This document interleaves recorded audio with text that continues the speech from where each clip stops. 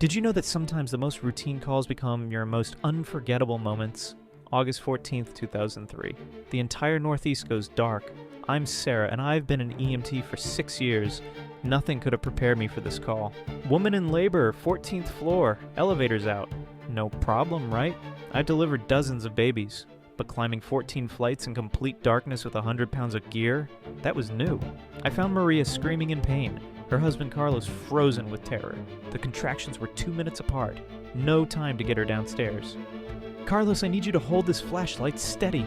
His hands were shaking so bad I could barely see. But something amazing happened. The moment I put him to work, holding the light, supporting Maria, counting with her breathing, he transformed. When that baby girl took her first breath by flashlight, Carlos was crying harder than she was. Sometimes the darkness shows you exactly where the light needs to be. Like it followed for more daily stories from the field.